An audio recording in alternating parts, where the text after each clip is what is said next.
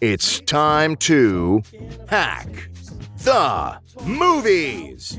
Today, we're talking about tapes. Hello, Justin. Shalom, Tony from Hack the Movies. Hava Nagila to you. I know words. Anyway, it is the last night of Hanukkah. I think that was last night. No, this is coming out on the last night of Hanukkah. This is Monday, right? Yes. Sunday night was the last night of Hanukkah. Why does it say it ends on Monday? The sun, sunrise. So tonight's not Hanukkah. Kinda. Welcome to the last night of Hanukkah, Justin. How was your Hanukkah? Amazing. And even better now that we have a menorah on the set. Yes, and because it is the last night or the day after, I'm not quite sure, of Hanukkah, I'm going to let you light the last candle. Why are you handing me the lighter? So you can light it. You light it with the middle one. Oh, I didn't know And that. this one also got mislit. Ah. There you go. Hooray! I also took a picture on, I believe, the third night of Hanukkah, and I didn't realize you weren't supposed to put all the candles in. It's okay. Oops. Anyway, we're talking about Hanukkah today. What did you get for Hanukkah? Not much. A bad hangover. 8 of them. Oh, no. Yeah. Are you allowed to celebrate Hanukkah? You weren't bar mitzvahed. I was not. My dad's Jewish. We had Hanukkah and Christmas growing up. Yeah. And now that my grandmother and everyone on that side of the family is either gone or doesn't do the whole thing, Yeah. I'm kind of a bad Jew. You changing the last name? No. We're going to keep that. Aside from that, Hanukkah is not even one of the high holidays. It's not. And non-Jews usually think it is just because it's around Christmas, and that's like the Christian holiday. Mm-hmm. That and Easter. Yeah, Hanukkah kind of sucks. Well, Justin Silverman, you can say things like that. I disagree and will not be commenting. Well, it's kind of like why there isn't many Hanukkah movies. It's you got to realize if the whole conspiracy of Jewish Hollywood, whatever. No, I'm just saying, wouldn't there be more Hanukkah movies? Right? It's true. No, the goal is to make more Christmas movies and get that money. That's true. However, I did look up Hanukkah movies. Yes. Of course, there was the Rugrats one. Mm-hmm. Yeah, the Christmas special. That was a special. There's Hanukkah specials. Not many Hanukkah movies. One of the ones that came up was An American Tale. In the beginning. Yeah, because they have Hanukkah in the beginning, but that's not a Hanukkah movie. Fievel Mouskowitz is a strong Jewish icon. He's buff, I hear. Yes, buff. He's Fievel. jacked. Yes, if Jessica, can you bring up a photo of jacked Fievel Mouskowitz? We have a Fievel Mouskowitz toy I could have put on set. Damn it! We don't need that thing. But no, today we are talking about the Hanukkah movie, which doesn't have a lot to do with Hanukkah when you think about it. No. 8 Crazy Nights. Which comes from a song, the Hanukkah song by Adam Sandler. Yes. And 8 Crazy Nights is one of the lyrics. Yes. I think it was supposed to be called something else. I forget, but it came out in 1994 on SNL. Oh, the song. Oh, I meant the movie was supposed to be called something else, and then they went with 8 Crazy Nights. Yeah, the movie's 2002. Yes. I believe I saw this I saw this in theaters with my cousin. Yeah. And then afterwards, we had some time to kill, so we snuck into the beginning of Die Another Day. This was the better movie. I like the Die Another Day theme song. Madonna. I never liked it. I will say, I don't know if you knew this, sneaking into theaters, but I worked at a movie theater. You worked at a movie theater? This comes up a lot on the show. Yes. For various reasons, but because I worked there from 2000, 2001 to 2006, we talk about those movies all the time. Yeah. From Spider-Man to whatever. Yeah. So this came out in theaters, and I did not see it in theaters. You didn't? I said no. Wow. Considering one of Adam... Way to not root for the home team. I saw it in theaters. Considering one of Adam Sandler's best movies ever, Punch Drunk Love, came out the same year as this, and Mr. Deeds, which he won a Razzie for. This movie won. He won the award for best voice acting a character at the Nickelodeon Kids' Choice Awards. That's right. This is a movie that talks about phone sex and morning erections, and it got nominated at the Kids' Choice Award. Yeah, for him doing the voices of himself and the two brother and sister. Whitey and Eleanor? Yeah, Whitey and Eleanor. Whitey and Eleanor! Eleanor! Yeah, definitely Adam Sandler doing voices. Mind you, Adam Sandler used to be very funny and would put out CDs, yes, Jerky Boy style, where he made songs, and there was like the goat and all this kind of edgy whatever humor. But he became more family friendly and just started making Except movies. for when he's not. Because even Sometimes. his family friendly stuff has some pretty raunchy shit in it. But now he makes movies to write checks for his friends and stuff, which I totally get. I would super do that. Yeah, I'm not super into a lot of his movies. In fact, a lot of the cast from this is in a ton of his other stuff. Yes. We'll go into. This is definitely like peak Adam Sandler. This is the height of Adam Sandler. Because I have it written here. You had Billy Madison first, then Happy Gilmore, then Wedding Singer. In terms of like him pushing himself as a character. Waterboy, Big Daddy, who's the twins from that movie, the kid. They're in their voices in this, yeah. yes. Little Nicky, Mr. Deeds. Which I have my bootleg copy of Little Nicky behind you.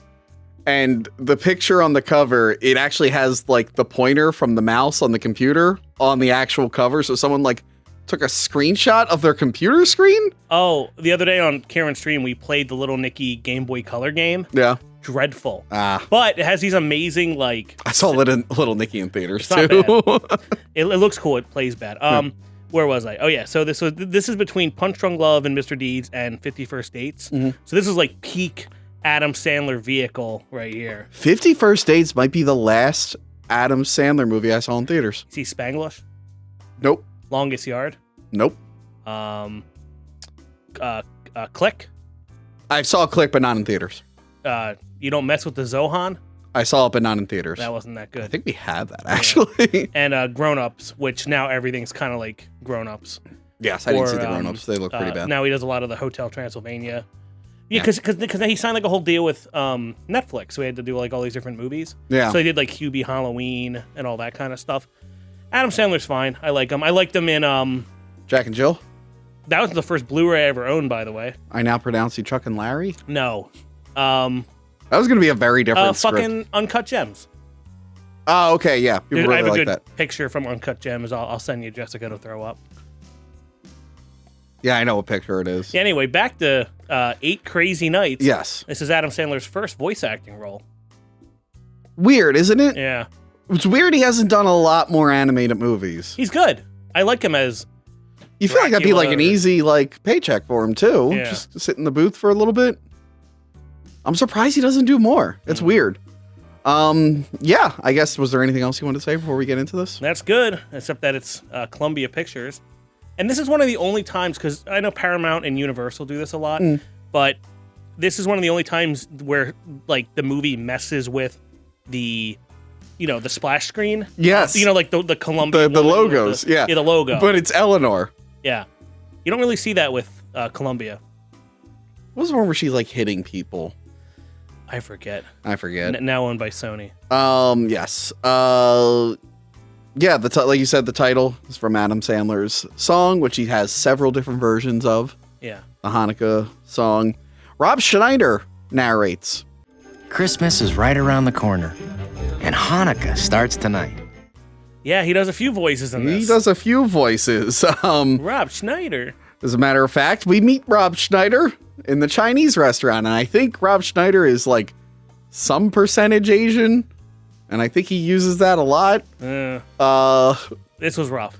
It's not as rough as Pronounce You. I think it was I Pronounce You Chuck and Larry. That one's a little rough. Yeah. Well, the 2000s were all about these weirder stereotypical comedies. Like, I actually don't care. For like The Hot Chick or The Animal or a lot of the Rob Schneider movies. Yeah. And it's fine. I don't care. But watching now, you're like, surprised they did that. Doesn't bother me as much with animation because voiceovers, it's like your voice can be anything. Yeah.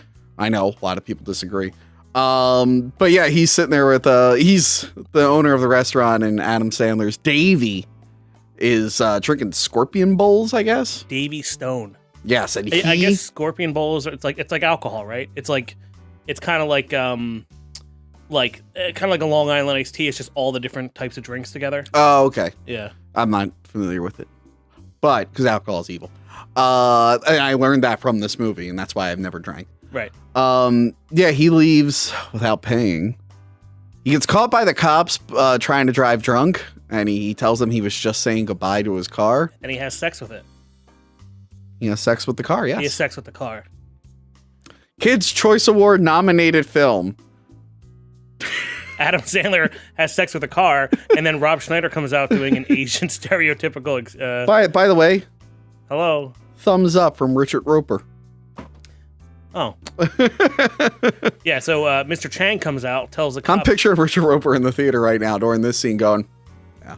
He comes out saying he did not pay the bill. It was rough. Yeah, I thought it was great. And then he slides around town singing, and I forgot this was a musical when I rewatched it the other day. Yeah, I think on Wikipedia it calls it a holiday comedy musical. It's like a whole list of shit. It's animated. rude, it's crude, it's animated. Mm. Also brilliant. Adam Sandler is a genius. Sean Edwards.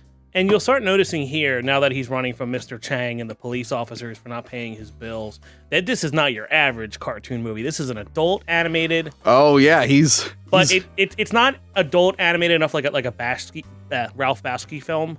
It's more like in a middle ground, because like this is like around the same time that like Atlantis came out, Titan AE came out. What's the other one? Treasure Planet. Treasure Planet. It kind of looks like that. It has this weird rotoscope look. I really like this era of animation, and then it went away. Yeah. Like they were getting really, really good with it, the 2D animation, making it super smooth and everything, and then right when it hit its peak, boom, almost gone. like this is. It feels like it's missing frames a little bit. Like it's a little jank in my opinion. I thought it was pretty smooth. But yeah, he's snowboarding, and he's telling everyone that he hates the holidays. And he likes to grope girls, and he likes to egg people, and he hates love. And he hates himself. He hates you. Yeah, he goes, I hate love. I hate you. I hate me. Mm-hmm. Really relate to that song. So yeah, he's just a no good guy. And he gets arrested. Yep. And the judge is pissed because he's been in and out of court before. It's Norm Crosby, voice actor. Who did he play? He's the judge. I mean, who do you play in other things? He always did all those like Dean Martin roasts back in the day, and Adam Sandler really looked up to him. He did a lot of shows in Canada back in the day. He actually died a few weeks ago. Oh shit! Yeah, I saw that. Oh, rest in peace. Rest in peace, Judge Fudge. Whew. But yeah, he's in court, and he's even getting drunk in court, Justin. He's like, you used to throw a hell of a whatever shot. He's like, I can still do it. Right, because the whole thing is has been in this town. He used to be a big basketball player when he was 12. Yes, and everyone still remembers it. So this takes place in 2002, because that's when it came out. Mm-hmm. And they always go back to 1982. Yes. They do a lot of flashbacks in this movie. In cool ways sometimes. Almost in like, that you'd see in like the movie Anastasia. Sometimes the movie's very beautiful, but it's surrounded by poop and fart jokes. Which is totally cool and fine. Look, don't you produce a show that has poop and fart jokes? Yes, but there's nothing beautiful in it. So I can get away. I've been in a couple episodes. Yeah. Jessica, please cut to images of me looking beautiful in Angry Video Game Nerd. Just put the Aladdin on the top of the toilet right there. Right there. I still get yelled at for that Aladdin thing by people. They all think that was me shoehorning myself in. I'm like, no, that was written for me. I didn't even know what the rest of the episode was about. I just showed up, shat in a toilet, and left. Right. Anyway, so Whitey interjects, who's this tiny little guy. Right. He has a lot of problems. It's me, Whitey Duvall, and a happy first night of Hanukkah to you. Because the judge is going to throw the book at Davey Stone. Yes, but he's going to give him 10 years in prison. But Whitey, oh, that's right. He knocked over the Hanukkah.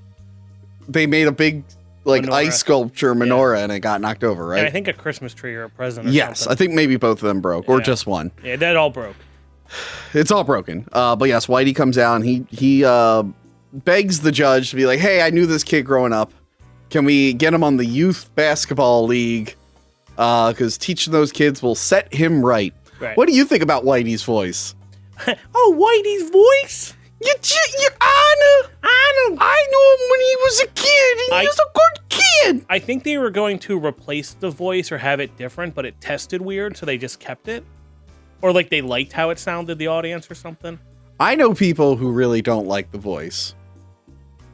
Cut to unrelated picture of Doug Walker. I thought the voice was really, really funny. Oh, I forgot. Yeah, I know Nostalgia Critic did this one, and I think he talked to the director in it. Imagine being able to talk to the director. That'd be pretty cool. That would be cool. Well, it's the last night of Hanukkah. Dreams can come true. Yep. Anyway, yes, I think the voice is kind of funny. I know people really hate it. I don't mind it. There's people who really hate this movie. When I saw the trailer, because I watched the trailer again before I watched the movie for this review. I didn't realize that Whitey was going to be such a big part of the movie. Oh, he's like the main character. I think he's more of the main character than Adam Sandler. At sometimes he has a full arc and everything. I kind of wish the movie was all about him. Yeah, he was very interesting. I think, and his sister, yeah, he's great. I wanted more of the sister. Yeah, he has a weird hairy butt, and we find out that's not the only thing hairy on him. He's very hairy, which comes into play a lot in this movie. Yes, and one foot is bigger than the other. He has a size 11 right foot, which is my foot size, by the way. And his left is a, I don't know, like a children's 9. Oh, so yeah. your foot size. Fuck you. Whitey sucks as a referee.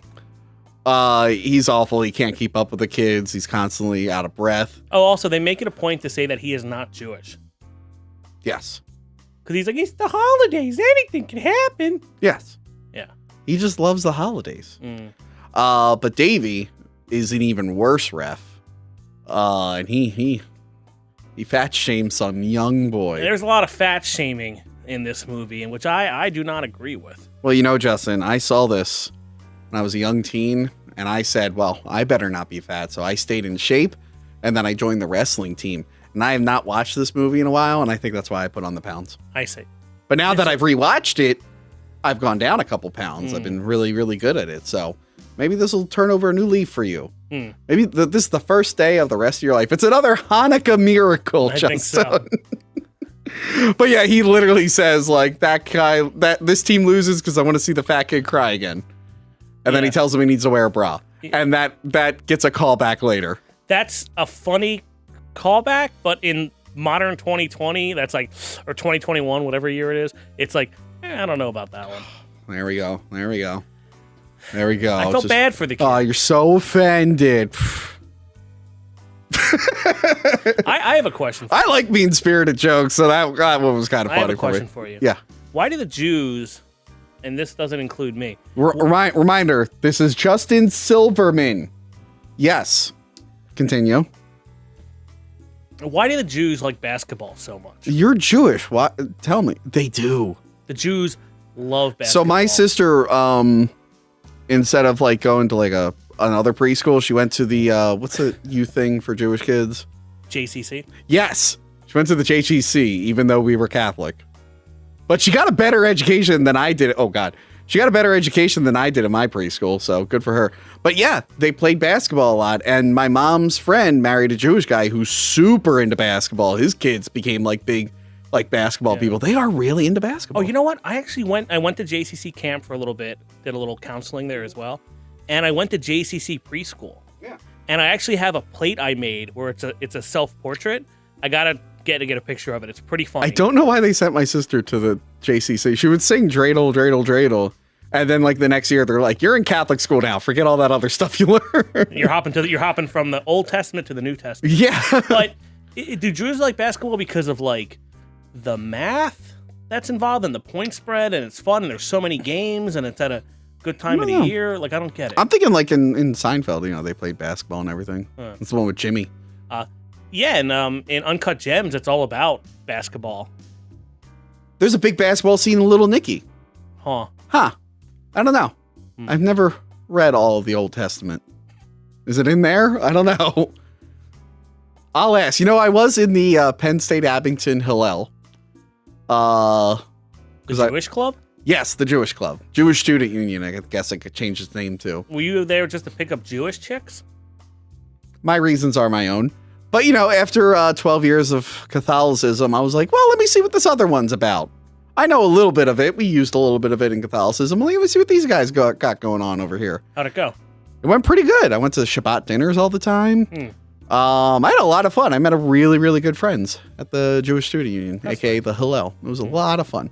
Anyway, no basketball though. Anyway, so they go to the mall, and Whitey loves the mall, and then he does a bunch of product placement. He loves the mall. In fact, if I remember from the Nostalgia Critic review, they didn't ask any of these companies if they could be in the movie. They just put them in the movie.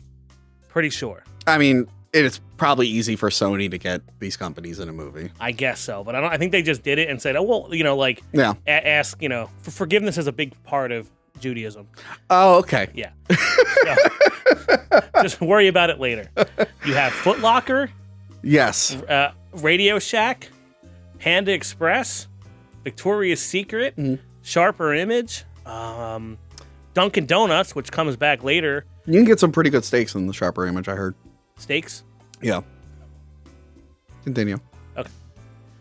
Yeah, and when it comes to Victoria's Secret, you see the boy.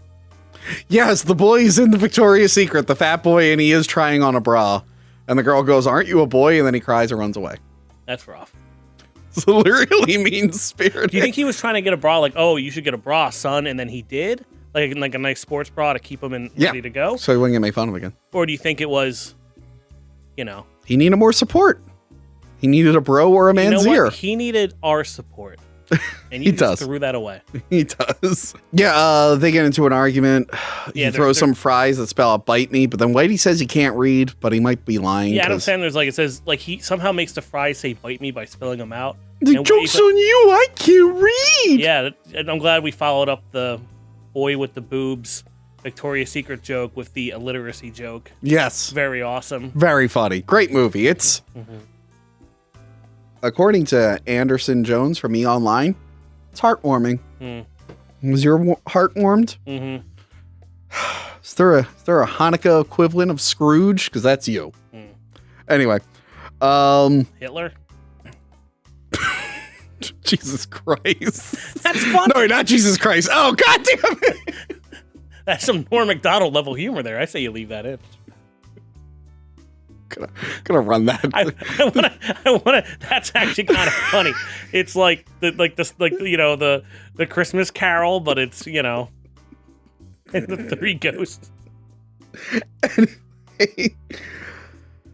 So some girl gives Whitey sugar-free donuts for his diabetic sister, and the girl's son has a Game Boy Advance, I think. Yes, Whitey calls it an Etch-a-Sketch, but that is a GBA. Yes, and he is Jewish. They are all Jewish, the mom and the son, and they are enjoying Hanukkah.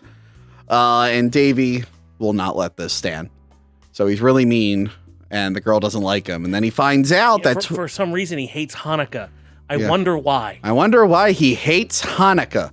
But we find out that 20 years ago, he had a shot with that girl, but he blew it. But they don't elaborate. Right. But he's like, that's the girl I used to like. I also want to mention she works at Dunkin' Donuts. Maybe she wants a Dunkachino. Yes. I don't think I've ever seen all of Jack and Jill. It was bad from what I saw. There's a lot of good Dunkachino memes out there now.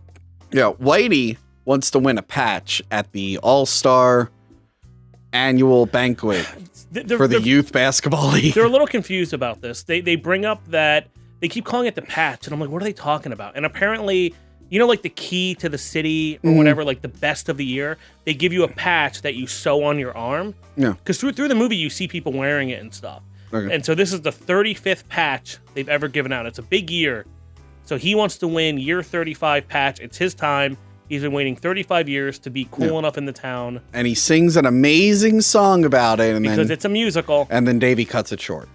And I think even the narrator gets mad at him for cutting it short. And not just that. This is where you see 3 Boob Lady. Yes. Like she Total comes back Recall. later. Yes. Yeah, yes. So this movie has an issue with threes. And not 3 boobs. I mean, the rule of thirds, like rule of threes, where you set up a joke, comes back, payoff. Okay. Like a final thing. This one has the rules of 10. So like the 3 Boob Lady, they bring that joke back like 9 times. Like that's a supporting character now. Yes. And she has a lot of support. Much like that boy. See, that's a joke that has threes. Yeah. You made fun of him. You got the team thing. He's in the Victoria's Secret. Yeah. Funny. 1, 2, 3. Rest of the movie goes way overboard. Yeah. Especially the fucking deer, but we'll get to them. Oh, God, the deer. Davey stole some food, and Whitey freaks out about it. Oh, and you met the mayor. And the mayor was there, yes. The mayor was there, and Yes. he's like, and Whitey's like, oh, am I going to get my patch this year? Who could win? Not maybe me? And You do that voice pretty good. thanks. It's a Jewish thing. And the voice of the mayor is Kevin Nealon, I love Kevin Nealon. because Kevin Nealon needs a check. And Kevin Nealon, he was one of my favorite Weekend Update guys. pretty funny. It's like Norm Macdonald, Colin Quinn, Kevin Nealon. Yeah. Yeah. And there's a lot of weird jokes at the mayor's expense through the movie, especially at the end. Yeah. We'll get to one of those jokes. Yeah. But the mayor is there. So now the stakes are Whitey wants to win this 35-year patch, and Davey Stone wants to not go to jail. Yes. And also be with the chick that he couldn't get with 20 years ago. Yeah, that's kind of optional. That's C-plot. But yeah, he drops him off at his RV. Well, he goes to kick him off to the side of the road, but conveniently the RV is right there, and he lives in a real shitty RV. Yeah, trailer, yeah. Yes, he does not help Whitey, who's stuck in the road. Yeah. But some friendly deer show up. Yeah, and is this like riffing on like the whole Snow White thing where animals help you in a hole? Like, or is it just weird? maybe the Snow White thing. Because the deer's like, everyone seems to be cool with the deers being like magic, not regular deers. I don't know. I think they're just friendly deer, and they saw him in a bad spot and they got him out. And they pushed him out, yeah. Yeah, and here is where we find out that Davey has an unopened card from his parents. Yes. I wonder what could be in that. Probably something sad. Something like a letter. Like a letter, maybe. I kind of knew what was going to be on there because when they do the flashback of the them as kids in 1982, the parents take a bunch of pictures with a camera. And okay. I'm like, oh, the photo is probably going to be in there. Yeah. But we'll see. Whitey gets home and his sister is like the I want to say opposite, but they are kind of alike. But she is like a homebody. Whitey, where were you? You're an hour and 51 minutes late. They're apparently like... They're like twins. Fraternal twins, yeah. Yes. And she's scared of everything. She's upset about her wig being stolen 20-something years ago. Even though she has multiple wigs, she's upset about that one wig being stolen. Right. And they have a ton of Christmas lights that are very expensive. So to make up for it, he works odd jobs around the town. The town just abuses him. They make him do the worst jobs. And one of them is cleaning out porta potties. And Davey is in one of those porta potties. And Davey is in one of those porta potties throwing up. From a night of drinking. That is right. And, he gets annoyed by Whitey, throws him in the porta potty, knocks him down, then hits him with water and says, "See you later, poopsicle." That wasn't nice. That wasn't nice at all. Oh, yeah. No, he knocks him down the hill, comes down the hill with the hose that he was cleaning the porta potties with, Whitey, and he shoots him with it, and he becomes a poopsicle. But I'm like, that's like the end of The Shining. Yeah. He's dead. Yeah. But he gets saved by the reindeer, By the helpful deer again. who then smile. Just thinking about it makes me want to gag. You are right. That was gross. Because they lick the ice off him, but then they lick too deep, and they get to the center of the Tootsie Roll Pop, and now they have poop teeth. It's so gross. Poop teeth deer is funny. I imagine all the kids in the theater said, "Wow, I was like, bleh. I'm really enjoying this pop." I'm still like, bleh. Yeah. It's pretty gross. Funny, but gross. What you call it? Jerks challenge Davey and Whitey to a game. It's a cop. Yes, it's a cop. Is it the cop? Yeah, they said it's the cop over there or whatever, but I never see him be a cop again. I guess he's a cop. He's something. Because you see other cops that he avoided at the beginning come back. Okay. But I guess they don't really go into it. Yeah. Well, they challenge him to a round of basketball, so it's Davey, Whitey, and the kid. Well, no, Whitey eventually gets taken out. Yeah. So the kid steps in for him. Whitey is showing, I'm gonna say Adam Sandler, Davey, the rules of basketball. Like, oh, it's a refresher course, but then it turns on an NBA Jam style 2-on-2, where the loser has to eat this fat guy's jockstrap. Yes. Because you got to make fun of the fat, sweaty guy. You know what? You heard it. Guys, save this. Someone clip this. This time next year, Justin is going to be thin as a rail. And he's going to say, "Thank you, Adam Sandler. Thank you. You shamed me into getting my life back on track." Thank you so much. Oh my God, you look like a new person. Yeah, I look like a new... Yeah, I can't do Eleanor that good. Yeah, and Adam Sandler looks super fit. Animated Adam Sandler is just really in shape. He's jacked. He's jacked. Like So, Fievel Mouskovitz. like Jack Fievel Mouskovitz. Yeah. So Whitey gets knocked out. He has like seizures and stuff every now and again. They don't really explain that he has seizures every now and again. It's funny. Oh, yeah. And so Adam Sandler lays him on the bench, and then he puts his hand in his pants in his rear end Because it's furry. because he has a furry butt. So then Whitey puts his fingers in his own butthole, but he thinks he's putting his fingers in a kitty's mouth. What a lovely image. Is there any more quotes? It's an hilarious animated holiday fable. Oh, who said that? No, it's just on the description. Oh. So he grabs the kid. I want to point out everyone's shirtless because for some reason they're Shirts playing, versus skins. why are they, there's only two guys. Like, it's easy to know who your partner is. Anyway, so they're running around half naked, him and a child, and they win the basketball game. Yes, they do. Just as the mother walks in and sees her son showboating, and she doesn't like Davey Boy Smith, Davey Jones, Davey Stone. So, she wants him to be arrested, even though they were friends. And in fact, she's kind of an asshole because she actually knows his tragic backstory. Yeah. And she's like cool with it. I think she'd be a little bit more sympathetic. Yeah. But I do like the fat guy. When the dude's eating the jockstrap, the fat guy's like, "Why are you eating that?" Yeah, now he has to eat the jockstrap. He just did that on his own accord. He wasn't like, "You better eat it." I don't know. But to go back to what you're saying there, sometimes people, even if they screw up, sometimes you got to let people go. You do. It's unfortunate, but hopefully they can turn things around. Hopefully. And not just be an asshole. Like Davey from 8 Crazy Nights. Yeah. Also, I noticed our candles are slowly retreating. Yes, they are. We better go through this review before they're all gone. This menorah doesn't look like it's the best. I'm afraid it might be flammable. It's from Target. Oh, yeah, Benjamin uses foul language. That's why her mother's really mad. Eat that nutstrap, bitch! Oh, right. The kid's name is Benjamin. Benjamin, yes. There's a song about stuff that happened long ago. Yeah, this is where they show a lot of the cool flashback stuff. Yes, when they first got their kiss, we find out Whitey only ever had sex on the phone. Uh-huh. And we get some lovely representation. We find out the mayor, his wife is trans. And representation is important, and we don't see it a lot in earlier films. It doesn't make a big deal out of it. It's just a character. Like, oh, that character happens to be a trans person. So I thought that was rough. Whoa. That was rough.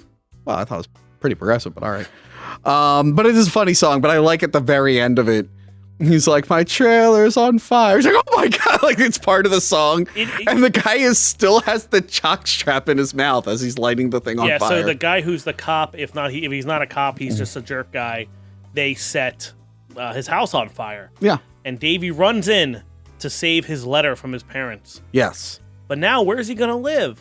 He's going to move in with Whitey and Eleanor. And you know what? I didn't mind this song that they sang about the rules. That's a technical foul. A technical foul.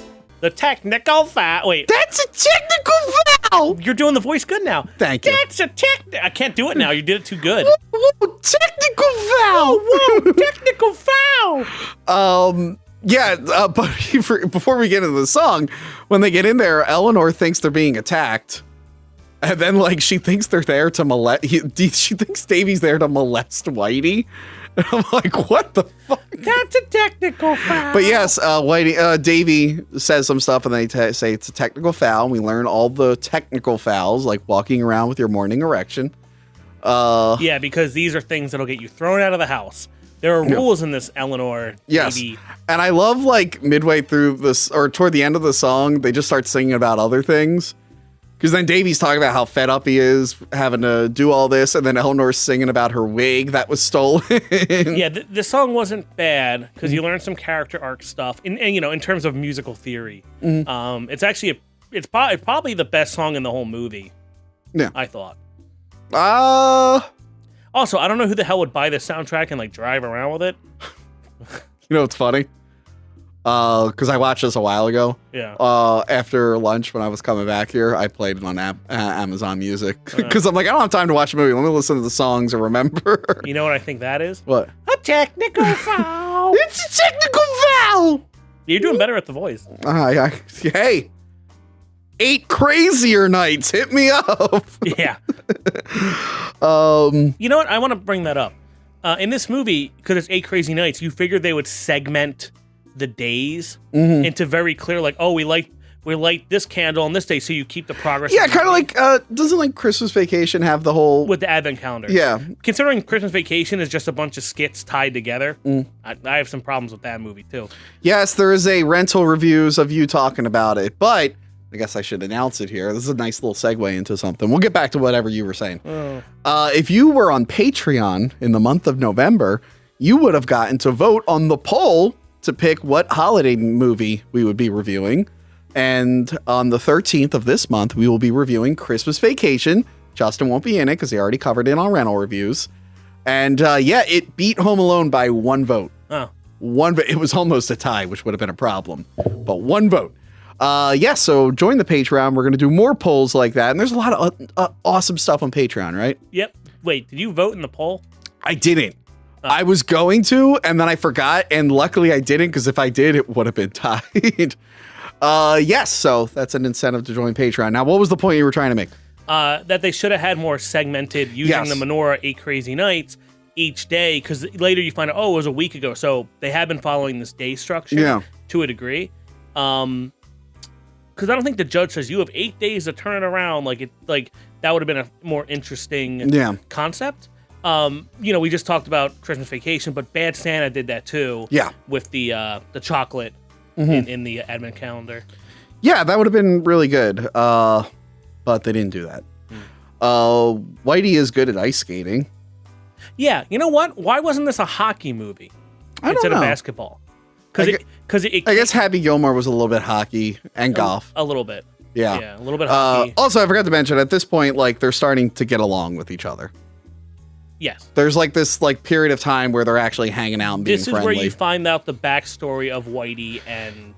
Yes, Whitey decides to tell the story of Davey, because Eleanor's like, what happened? I don't know how to eat a corn dog. Yeah. We find out that Davey was this big shot at the game. He won the game, but he noticed his parents weren't in the stand. Yeah. And then immediately after the game was done and they win and everyone's happy, the cops come in. And they inform him that his parents got hit by a truck or something. They slipped on black ice, which is a very dangerous on the road. It's kind of like wet leaves. Yes. And my father, Jewish, whenever I left the house as a teenager, even now, even though he lives in Florida now, he'll be like, watch out for wet leaves. Watch out for black ice. But he'll say it at any time of year. Yeah, so they get killed. Did he ever get his head checked when... Tommy the Tiger Tarantino punched him? Like, my dad boxed for a little bit. Oh, you get a lot. You might want to get a CAT scan or an MRI or something. One time, he used to drive limos in Philly. One time, he almost ran over Sylvester Stallone during the filming of Rocky 3. No joke. Rocky hit the hood. He's like, oh. That's what happened.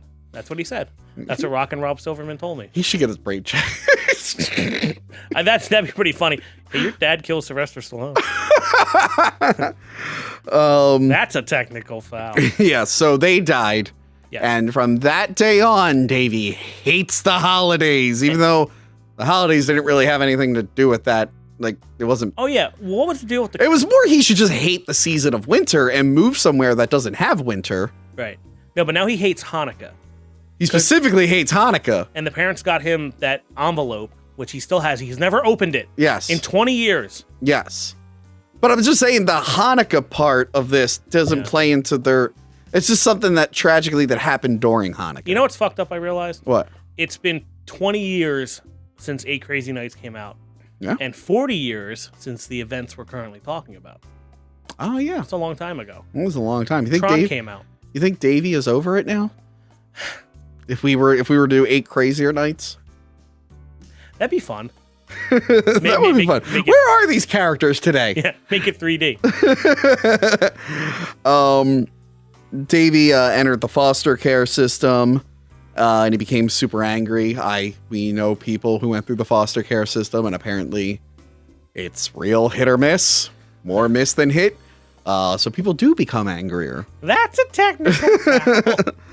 But yeah, they tell Davey he needs to learn how to cry. Yes. Strong 'Cause disagree. Once he cries, it all will be forgiven. I haven't cried since around the time this movie came out, maybe even before it. I don't cry. What about when they sliced your eyes up with needles? I mean, my eyes were watering, but I was not crying. Oh. I was like, is Right. that how you cry? Yeah, that's how I cry. Yeah, so they want him to do that, and he gets mad, so he makes them feel horrible, and he says Whitey won't ever win the patch, and then I think he throws Eleanor's wig on the Mr. Asian. Chang. Yeah, Mr. Chang. He just a no good Nick, and I am the real Kirsty Yamaguchi. Which does come back. You know what? I made fun of the rule of threes, but that does come back one more time. That does play off well. Yes. The wig yes. thing. The deer enter into Whitey's house and help him and Eleanor get dressed for the banquet. All right. Yeah, this movie moves pretty quick. Yeah, so that whole scene of him like becoming friendly with them, I feel like that should have been a little bit longer. Yeah. But it's just one scene and then immediately they have trouble. So how long is this? This is 76 minutes. It's pretty short. Like an 80 or 90 minute movie, you could have had a longer second act, but yeah, they want to speed up things. So yeah, the deer help them get ready, which I thought was bizarre, but kind of funny. I think it is, like you said, I think it is supposed to be like a play on the Snow White Cinderella. friendly animal. Yeah. Yeah. Was it Cinderella? Yeah, Cinderella. Well, Snow White also had animals, right? They all have animals. And Yeah, they help really them do. get dressed and stuff. This is it. Davey is hammered. Yeah. And he goes to break into the mall to yell at a woman who's not there, which the narrator lets us know is kind of stupid. In the Dunkin' Donuts. Yes, and the mall is alive. Everybody wake up. This is not a rehearsal. Numbnuts is here. The Foot Locker guy seems to be their leader. The referee. The referee. Interesting. Yes. What a Yes. What a And metaphor. I think Carl Weathers is the voice of the GNC bottle. the GNC Yeah, bottle. Carl Weathers. Because he was in Happy Gilmore. Yep, he was Yeah. what was his name in that? He was the coach. Oh, it's all in the hips. I forget his name. Yeah. It's been a while since I've seen that. Tyra Banks is the sexy lingerie from Victoria's Secret. Yes. Kevin Farley, Chris Farley's brother, Okay. is one of the characters. Tom Kenny, the voice of SpongeBob, is the sharper image chair. Oh, cool. And the two toys from the KB Toy Store. You know how many of these stores don't exist anymore? KB is not around. No. Radio Shack? That's got to be gone, That's right? it's kind of gone. Yeah. There's still some open. Like very limited. It's kind of like Toys R Us where it's like tee hee hee, we're gone. Wink. Oh, okay. But and the two kids from Big Daddy, the twins, because it was a twin character. Yeah. To play the one boy. They are the wooden soldiers. Gotcha. So it's all like random celebrities and people he knows. Yeah. I don't know where they got Tyra Banks from, but they're singing, and they're like, Davey, you gotta cry. Let it out, Davey. And I don't like the song because I don't cry, and I disagree with it. But it is a very catchy tune. Yeah. This is probably the catchiest song. catchiest, but not my favorite. No, the next one is catchy, but because of one part. Yeah, so he's like, you gotta cry, you gotta cry. They end up being like, okay, it's time to open your Hanukkah card. Yeah. And we find out the Hanukkah card, which, by the way, the Radio Shack guy is like, it might have money in it. And I'm like, it seems a little, I don't know. We're supposed to have a heartwarming moment, moment here. I don't know if we got to tag a joke on right there.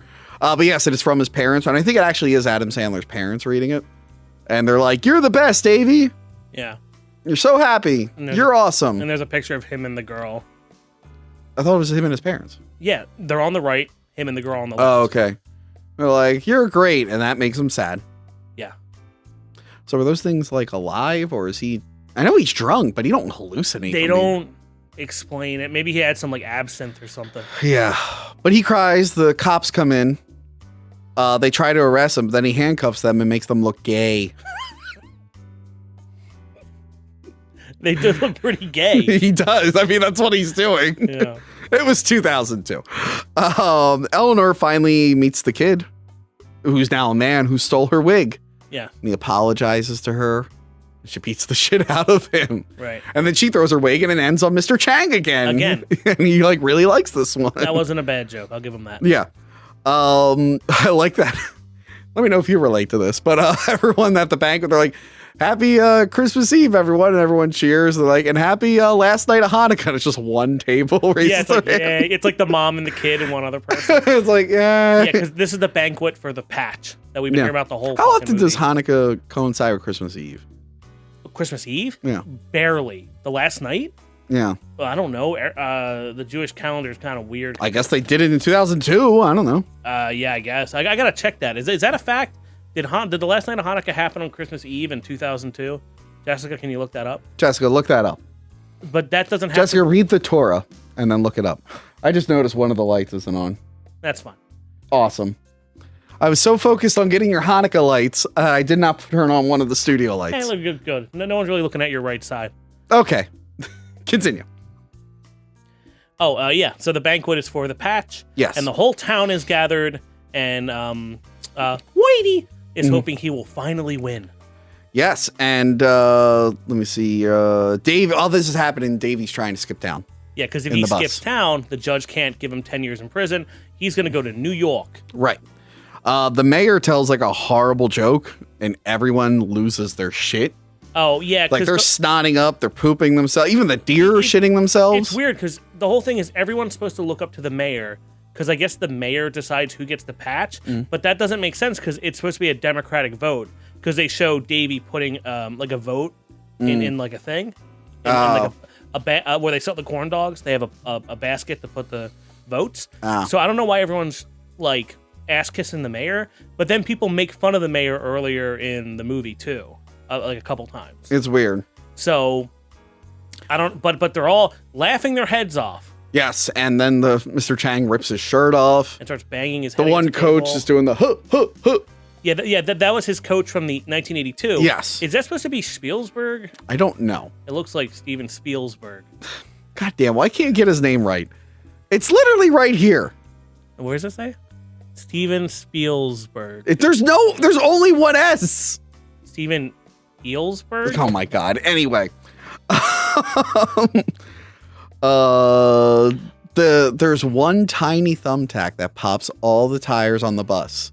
It's a Hanukkah miracle. Right, because he was looking at the place and decided. But you know, you know what kind of bus this was? What? Greyhound. It was a Greyhound bus. Yes, it was. Placement. Yes, I have a Greyhound story for you. Do you want to do a side tangent on a story? Yeah. Okay. So I had an uncle. He was driving with a guy, and they're getting on on Roosevelt Boulevard in Philly, which is one of the most dangerous streets in America. Really good friend of mine died on that street. And he's horribly. And he's turning, and he's like looking the one way. He tells the other guy, "Hey, is anyone coming?" He goes, nothing but a gray dog.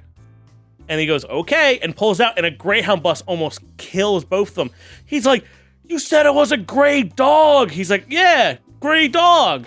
He's like, that's a Greyhound bus. He thought there was like a dog. He thought like, a dog's walking down the street. Oh my God. Because when you say nothing but a gray dog, you know. Like, I don't care if I hit the dog. You say like, there's a bus coming.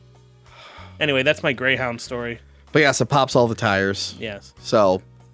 And he says, the driver said it's only going to take 30 minutes to fix.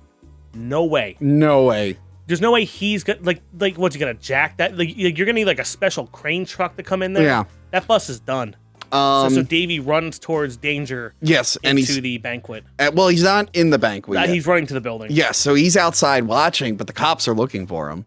And luckily, the deers make a pyramid to block him. And I do like that. Like, you see anything? He goes, just deers making a pyramid. And they, like, totally are fine with it. The deers are blocking Davey from the cops. It reminds me of that joke from Saving Silverman. Yeah.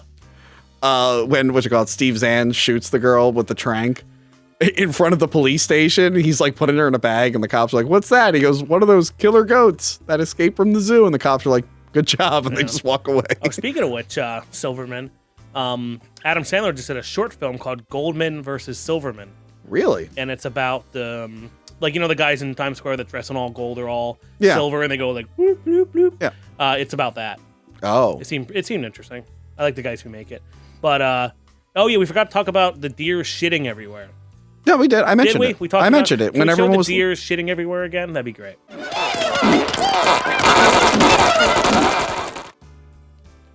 Okay. Whitey doesn't win the patch. But who does? John Lovitz, and we left the goddamn John Lovitz cut out in the other room. John Lovitz. John Lovitz. That's the ticket. I love John Lovitz. Oh, we forgot to mention Davey did cry at the end of that sad song. Oh, yeah, and he cries again here. He's a fucking crybaby now. Yeah. John Lovitz wins the award because is that going to happen to me? Am I finally going to cry for the first time in like 15 years? And then people might start actually liking you? And then I'll just like, but oh no, will I be crying? It's like that. Oh, it's that episode of Seinfeld where he gets emotions and he doesn't know how to handle them, and then he's just like way too sad and way too happy because they're all out of balance. It's gonna be like me. I'm just won't be able to turn off the waterworks anyway. Yes, now he crashes the banquet once Whitey leaves. Right. And he sings a song about how great Whitey is and how the town has betrayed him time and time again. Yeah, because he didn't win the award and Whitey and Eleanor leave in shame. Yeah. Because Captain Hook, who's John Lovitz, he has a hook hand for some reason. Yes. He bought the town's new scoreboard, so they gave it to him because he's rich. Yes. And they can benefit from it. Yes. Taking kickbacks. Yep. Yeah, so I really like the song about like how everyone's been mean to Whitey. I like the guys that made him sit on top of the TV to hold the antenna, and he got struck by lightning and just turned up the volume. Yeah, they're kind of the whole town's been dicks to him. Yes, and then the one girl was like, I went to high school with him. I told him he could meet me at the prom, and then I lied, and then he slow danced with his mom. Yeah. And then he squeezed her butt. Yeah. That was a little uncomfortable. But then we get the bomb bitty bitty bitty bomb bomb. Bomb bitty bitty bitty boom. A little fiddler on the roof. I wasn't ready for Chang to come out and be like, bomb it, in like a totally different voice. Yeah. And like the dancing, I thought that was funny. Whitey goes to the mall.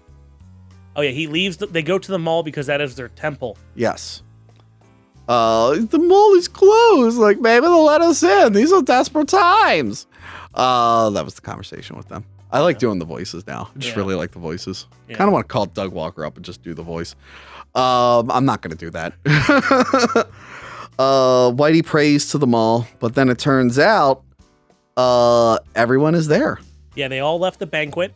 They all went to the mall, and they all, not only does he get the 35th patch, he gets all the patches. Whoa! Everyone just rips their fucking patches off and throws it at him. Whoa! And then it ends with a lovely Hanukkah. Right? I guess. Don't they light the candle or something? And then he's like, I never want this to end, Whitey. And then he has a seizure. Oh, right. He has a seizure on the floor, yeah. And then I guess the cops don't lock up. I guess they don't. Yeah. And then it ends with the Hanukkah song. The third one. Yes. Part 3. Mentions Osama bin Laden. And I was like, okay. In 2002, no more. Yeah. Well, it was cool to shit on him. Yeah, the first Hanukkah song was good. The second one was, and the third one was, okay. Has he updated it at all? Maybe. No, I think a few years ago he went on and did the original one or something. No. I don't remember. Why don't you come up with a new Hanukkah song? That's a good idea. Do it on Rex Viper. What's an old video game you can work Hanukkah lyrics into? I will. Not a lot of Jewish video game characters. Unfortunately. I will say this does, for some reason, have an Amazon rating of 4.5. I did look. The movie is, but then I noticed most movies on Amazon have a 4.5. I don't get it. Yeah, Justin, the movie's fun. It's fun. I like it. It's fine. I don't mind a little mean-spirited humor. Yeah, it's all right. I'm a mean guy. It's just the movie's tonally weird, a little bit. Not saying things could be done better. I'm just saying it was a good time. It could have been done a lot worse. Yeah, all right. So you said you never saw this until recently. Yes. Was it as bad as what people were saying it was? Not really. It was okay. It's just all these weird standout parts. But if you kind of just look past what it is, it's fine. Because people either really love this or they like shit on it. They like really don't like it. But it's like, no, it's fun. I think they, I think this is Happy Madison's first animated film. Yeah. I know they pulled a lot of people from a lot of different things. Yeah. I know the director worked on The Max, which is a show I fucking loved from the mid '90s. And Adam Sandler, all the voice actors, his wife was actually she played the girl, girlfriend, or whatever she is.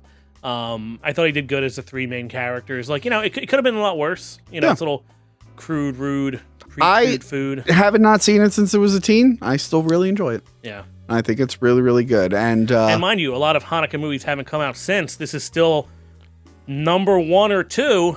Yes. A movie that's just about Hanukkah. So yes. What are you going to do?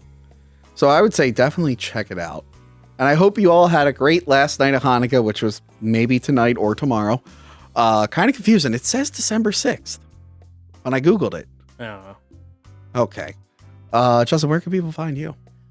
You can, for all your Justy Silverman needs, you can go to justysilverman.com.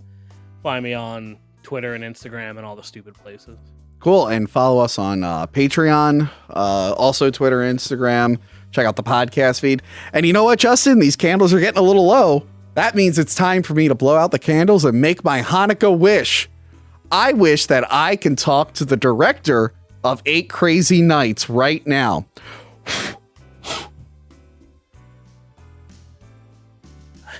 I don't think that's how that works.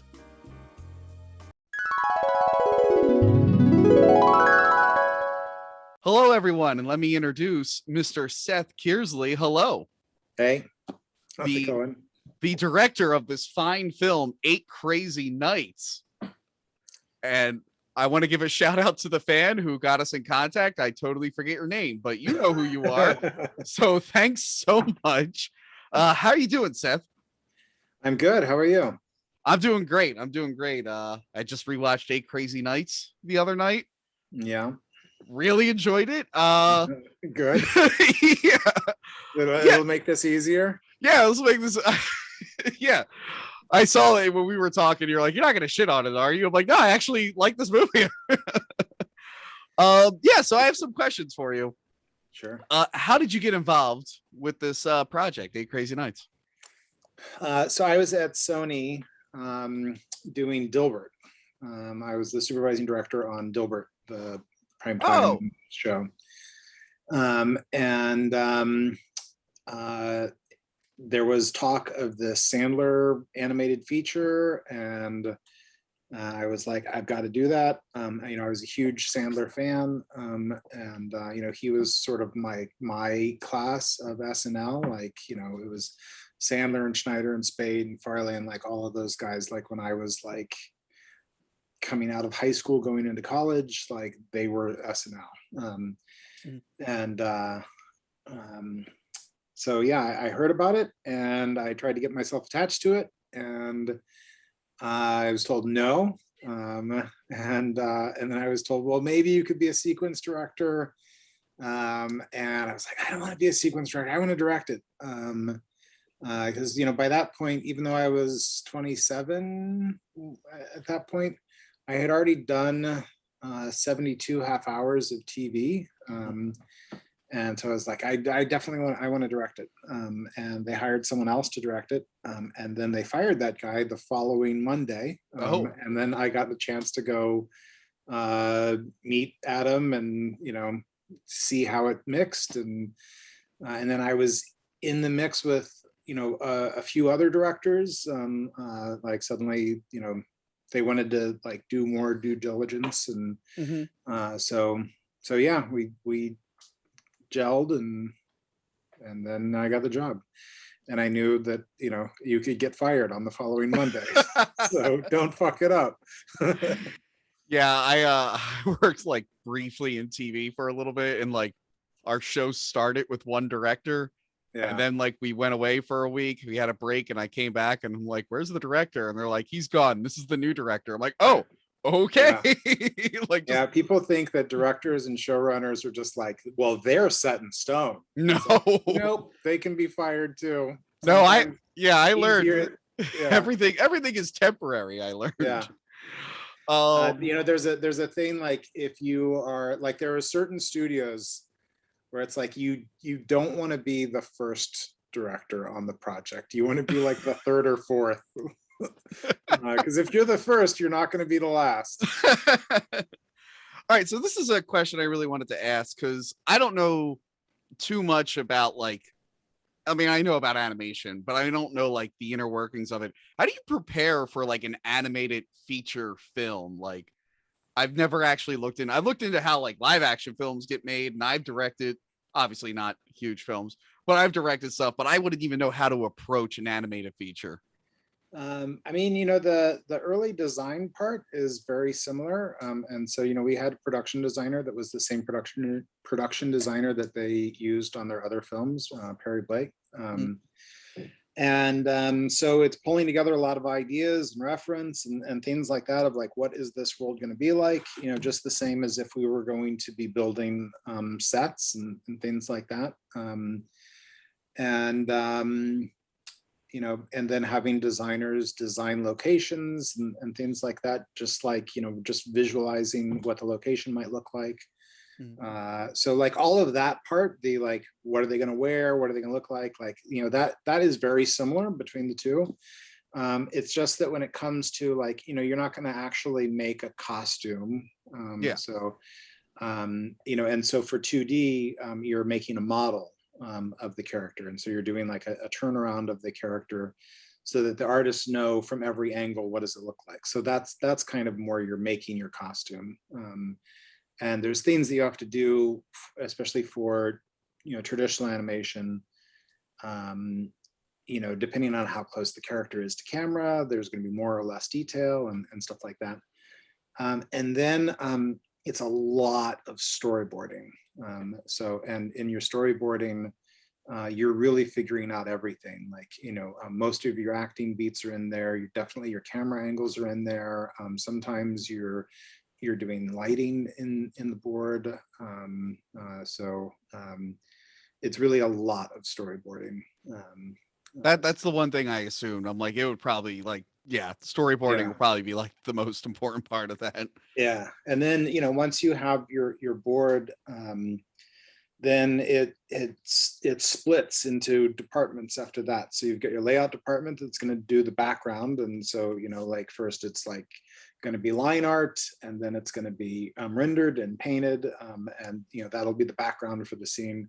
And then the other path is going to your animators. So then they're taking the poses and everything that are in the board, and they're, you know, doing those poses, but then they're doing all of the additional poses that you need in order to get the movement right.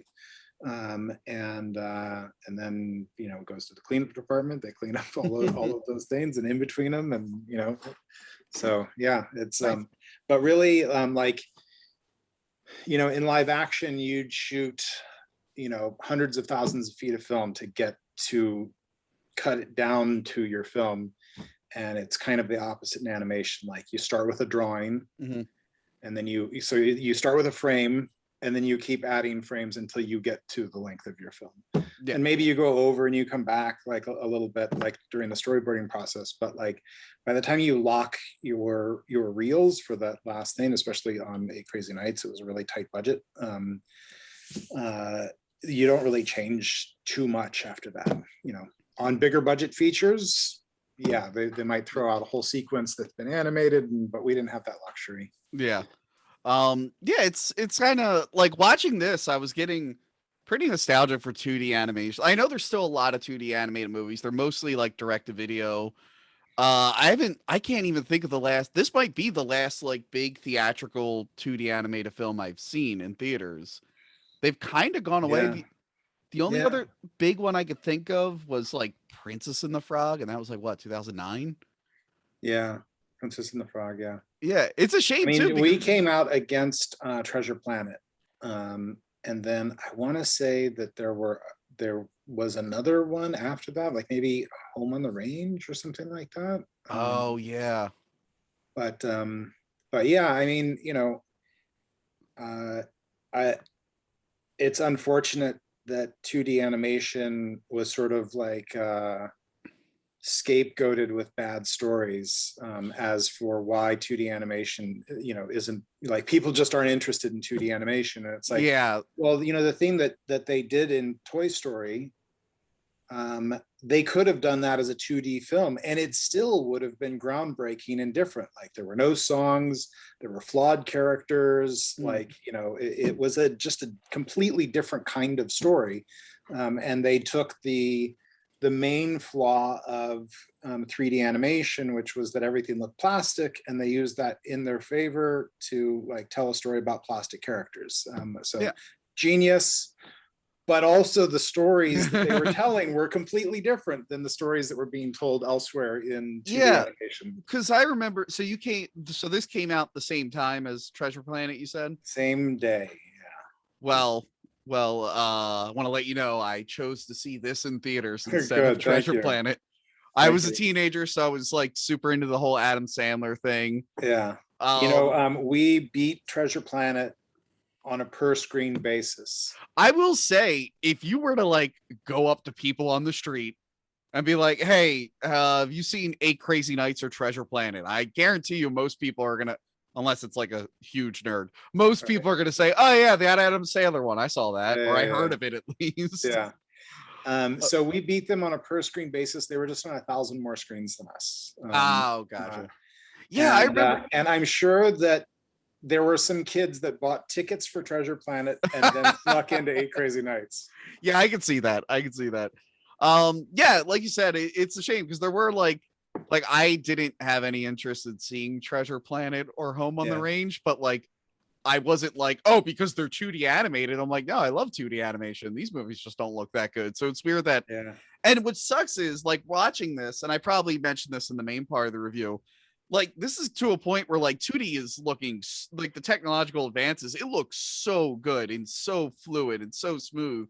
Yeah. And it's like right when you got it looking really, really awesome, suddenly Hollywood's like, all right, we're doing this now. It's like, and I was kind of bummed with Princess and the Frog that like in all of that time since the last 2D film, there'd been so many advancements and they didn't do any of them. Like they just did it as though no time had passed since the last one that they had done. It's just like, guys, why not have a more active camera? Like, you can do this stuff. Like, so yeah. I think maybe Lilo and Stitch was like the last like huge one I remember 2D animated. But looking at this and I compare it to with live action films, I feel the same way about how people used to use miniatures in films. And then you get up to like the Lord of the Rings trilogy where the miniatures look beautiful and they're perfect and they look realistic. Right, and then Hollywood's like, all right, we're going all digital now. It's like, but we finally perfected this thing. Yeah. And that's how I got feel it about, right. We know what we're doing now. Yeah, that's how I feel about 2D animation. Look, it's so fluid. We have reflections, we have computers to enhance it, and they're like, nah, it's gone. I'm like, all right, well that sucks. Well, it would be even more so now. And actually, do you know that Christmas movie Claus? No, is that look up Claus with a K, and that's 2D, but it totally looks 3D. Oh yeah, okay, yeah, I saw pictures and stuff for this. Yes, so that is now the state of the art of 2D animation. You can make a 2D animated film that looks exactly like a 3D film, and you can have like all of the spontaneity that you can have in a 2D film, all the flexibility, like you don't have to worry about breaking the rig or any of those things. And it can still, like, the audience won't be able to tell the difference. Yeah, and it's like I said, there's still a lot of 2D anime films. I watched some of like the ones that Warner Brothers puts out, like the new Mortal Kombat and DC ones. So there's still a market for it. People still like them. It's just the big theater ones. Yeah, they just dropped the ball on it. Except for 8 Crazy Nights. I loved 8 Crazy Nights. I was actually shocked at how much I still liked it, because a lot of times I go to things I watched as a kid or in my teens. And I'm like, but I was still like laughing the whole way through. I'm like, you know what? This movie's pretty good. I hadn't seen it in a bunch of years, and then just before the pandemic, there was a rooftop theater place that was doing a bunch of holiday movies. And so they were going to do 8 Crazy Nights, and they'd asked if I'd come down. And so I took my girls to go see it, which they're now 11. I think they were 9 then. My wife actually worked on the movie. That's where we met. Oh, nice. And she was like, no, they can't see it till they're 13. I'm like, oh, come on, like, who knows if anyone's ever going to screen this for an audience again. We got to take them. And so then now I'm the guy that's sitting next to the mom that's going, oh. And I'm like, can you stop that? Like, you've seen the movie, like, you know the stuff that's in it. Like, just let them enjoy it, and they were laughing hysterically, like, they couldn't believe that they got to watch that. And maybe this year we'll watch it again. Like, maybe I can talk mom into letting them watch it again, but they're just 11 now. It's so funny when I hear like filmmakers are afraid to or they're cautious about showing their kids their own movies, because like I had parents who didn't give a shit what we watched. Like, they're like, hey, Tony, you're 3 years old. Here's RoboCop and Predator. Have fun. We're going to go in the other room and just hang out. You here, be entertained. And then like you hear about filmmakers like, I would never show my kids this. And I'm like, well, my parents showed me that. Yeah. Well, I had, for the opening weekend, I was at my sister's house for Thanksgiving. And so we went opening weekend to their small theater to see it with all of her kids. And I think her son was like maybe like 7 or 8 at the time. And then her youngest was probably like 4. And so I got a call afterwards that the son was at school with his hand down the back of his pants going, my finger's in your mouth, kitty, but I don't feel no teeth. And then her youngest was at preschool singing, my jewels got licked by 6 frisky deer. And so I was like, yeah, maybe they shouldn't have watched that. But it wasn't made for kids. It wasn't. It was made for like teens and adults, like pretty much. Yeah. One thing I wanted to ask, I don't have it in my questions here, but I have a friend who's like an audio engineer who actually works on a lot of these movies, and I always forget to ask, is the director like really present when the actors are doing their voiceovers? Yeah, for this, yeah, it's not always the case. Okay, but yeah, I was in there with Sandler, and really nervous to give him notes. Like his character, and he wrote the script, and I'm gonna be like, I was thinking maybe you do it like this.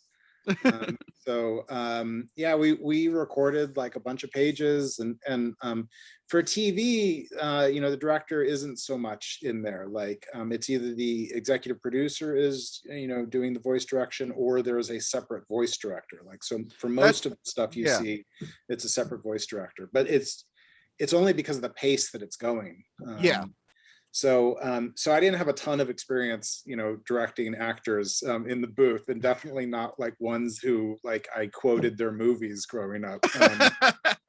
So yeah, it was a little awkward at first. Then I found my way, and but there were some people that were just took direction really well, and other people that would get offended if you gave them, like, I didn't know what a line reading was, so I'd be like, say it like this, and I had one guy, and it was just a bit part, and he's famous for something else. You wouldn't know him, but he like muttered into the mic, tell me what to say, not how to say it. And I was just like, dude, seriously, like, you're saying one line. Please just say it right. Like, just do it this way. Just please do it this way. I can tell you the line. It's at the end of the newscast, when they're like, TV 33 would like to wish all of its Jewish viewers the very happiest of Hanukkahs. So it's like, just say it really quick like that, like just throw it away. And he every time was going, TV 33 would like to wish, and I was like, dude, like, why are you taking an hour to say this line? Like, just say it really quick. It's the equivalent of like an extra who keeps trying to like get closer to the camera. Yeah, it's like, okay, buddy, you got to get back there. Like, waiter, you're done. You take your motivation now is to get back to the kitchen. Okay, well, this I think is the most important question for me. How did the Bitty Bitty Bum Bum thing come to be? I mean, the songs are all like from Sandler. So is it the song that you're wondering, or the Chinese waiter and the dancing? It's just weird because like it is like a song with lyrics, and at the end it's just like Bitty Bitty Bum Bum over and over again. I'm like, all right, but it's like. I mean, this is where it's going to sound bad, but I'm going to be like, it's like a Jewish thing, but it's from Fiddler on the Roof, right? Oh, bum, sorry, bitty, bitty, bum. I haven't seen Fiddler on the Roof in a very long time. I'm there sorry.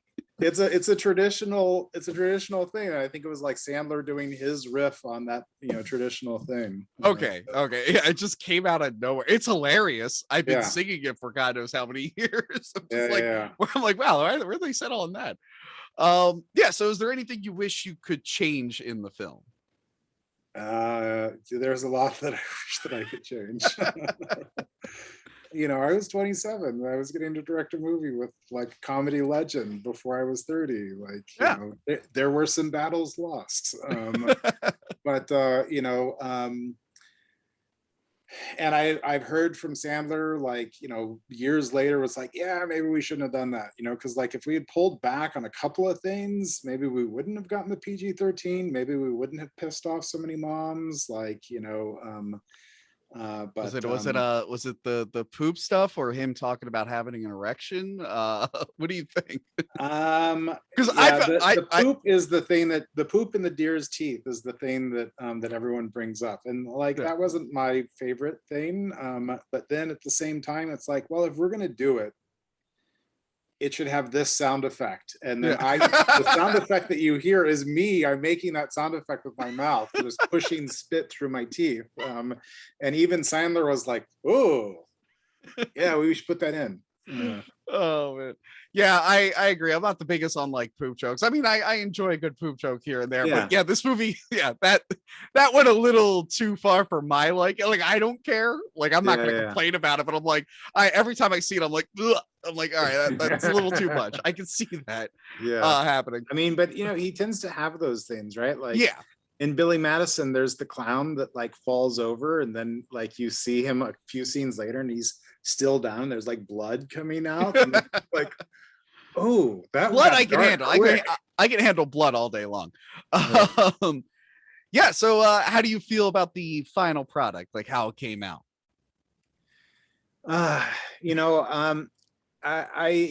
I think that we benefited from the demise of 2D animation, and we had animators from Iron Giant that were working on it. We had animators from Anastasia that were working on it. We had animators from Mulan that were working on it. So I think that everyone did some great work, and it came out a lot better than it was originally going to be. I think that the original plan was that we were basically going to do it the same way that they do The Simpsons, and do like, main key poses here in LA and then send everything to Korea. And it just wouldn't have been as good. For me watching it again, like, it's still hard. Like I can't watch it without seeing like, it's just a collection of retakes, and things that didn't get fixed, or things that I'm noticing now. Like I can't like, get sucked into the story as much. So which is why I haven't watched it in years and years. When I watched it with the girls, I was like, just like remembering. I mean, it's weird. Like it's been 20 years. So like I was a kid. Like I didn't think that I was a kid, but I was a kid. Yeah. I that's my non-answer. I think it came out fine. I know it has a certain reputation, and a lot of that might just be because some of Sandler's later films were not the best, and people are now going back and assuming that they're all pretty bad. I'm like, no. Like, there's some good stuff in there. He's had some good ones along the way, and he's had some not so good ones along the way. No. I hear he's really nice though in person. Like he's a really nice guy. He's like a dude you'd hang out. Hang out with. Like And while we were doing Eight Crazy Nights, he did he was doing Little Nicky when we started. Yeah. He was doing Punch Drunk Love through most of it. And then he was doing Anger Management at the end. So, Little Nicky, Eight Crazy Nights, Anger Management, Punch Drunk Love, like that's kind of a spectrum of movies there. Yeah, that's a variety of Adam Sandler. Yeah. There. I mean, that was 2 years of, of working with him. So yeah. Yeah. So this one has to be feel kind of weird. How does it feel knowing that you directed one of the most popular, if not the most popular Hanukkah film ever made? There's not a lot to compete with. What are the other? Is there just Hanukkah or animated Hanukkah? Just Hanukkah. So I looked up Hanukkah films before this. Yeah. And it's like The Hebrew Hammer, and I'm like, okay. And then it's like An American Tale, and I'm like, okay, just because they celebrate Hanukkah in the beginning, I don't know if that's a Hanukkah movie. And then there's like a Disney made-for-TV Hanukkah movie. Yeah. I don't know. So as far as I can tell, this is the most popular one. How does that make you feel? I think that's great. I'm happy to have helped spread the word of Hanukkah. I'm surprised there's not more Hanukkah films. I really am. I feel like that there's like a Hey Arnold Hanukkah movie. There's Hanukkah specials. I know, like Rugrats. Or Rugrats. Rugrats. Yeah. But so I was like, I grew up like Catholic and whatnot, so I had to deal with a lot of Christmas. And I think that's one of the reasons I wanted to see this in theaters. I'm like, oh, this is different. I've never seen a Hanukkah film before. Yeah. I mean, it's kind of both, because Whitey is celebrating Christmas, Davey's celebrating Hanukkah. Yeah. But I actually had to ask okay, so now I know the dreidel, but what are some other the things Christmas, you've got the tree. And I know there's the menorah and the dreidel, and then what else is there? And the guy that I was asking is Yom Kippur and Rosh Hashanah are really I was gonna say most of my Jewish friends, they didn't really care about Hanukkah. They're like, it's not a high holiday. It's just it just happens to be around Christmas, so everyone thinks it's just as important, and they're not really. Yeah. There was there was a lot of bad press, but there was the one reporter from the LA Times that was who else but Sandler is going to get you into the theaters and tell you a story about Hanukkah, and he's going to do it in his way, but at its core, there's a sweet story in there. Yeah. So yeah. And if it wasn't for Sandler, obviously if it wasn't for him, it would never get made. But how many other movies are there, animated features that take place in present day? It's not really a thing. It's either in the future, it's in the past. I mean, I guess Lilo and Stitch was kind of present day. I couldn't tell. I've never seen Lilo and Stitch. I just know it exists. Right. Yeah. I have a coworker that has a painting of Stitch on her wall. So I'm like, oh yeah, that's a movie that came out. I think. Yeah. It came out. I think there've been a couple of sequels. I'm sorry, I was too busy seeing 8 Crazy Nights. I didn't. The movie does have a cult following. I think because they played it on HBO and stuff a lot. I think it was on Comedy Central also a lot. So it still gets a lot of airtime. And, I think maybe the PG-13 is what hurt it in theaters, and probably a lot of parents were like, no, that's too edgy for my child. Yeah. Again, my parents didn't care. They sent us my parents didn't even go with us. They sent me and my cousin. They're like, all right, go see 8 Crazy Nights. Yeah. And then we snuck in to Die Another Day, I think. After 8 Crazy Nights. We watched all of 8 Crazy Nights. Of course, yes. No, I watched all of 8 Crazy Nights, and we're like, well, while we're here, let's watch Die Another Day. And congratulations, you were better than Die Another Day. Well, according to the box office, it was it was the Bond movie, and then the Potter movie, and then Santa Claus 3, Treasure Planet, and 8 Crazy Nights. So we had some stiff competition there. Yeah, Bond, Potter, and Santa Claus The Hanukkah movie goes up. The animated Hanukkah movie goes up against a Disney animated movie, a Santa Claus movie, and Potter and Bond. If I were you, I would have been like, "Hey guys, can we put this out in October?" Like I don't think we're competing. I was like, does it have to be like on Thanksgiving weekend? Like, hey, I think that was the year one of the Michael Myers movies came out in like August before. Like they're like, hey, you know, let's just come out in August. Yeah. We'll be on video by the time Halloween comes around. Right. I think that that year also, it just happened that Thanksgiving Day was the first day of Hanukkah. And so that was part of the reason why it came out. But it was like, man, what a rough weekend. Like, could we have gone like one before? Like, you know, it's a shame. There's a lot of good movies that will sometimes just like what was it? I think Hellboy 2 came out like a week after Dark Knight came out, and everyone was still seeing Dark Knight. It's like, I'm like, too bad. It's a really good movie, but like, I understand. Like, right.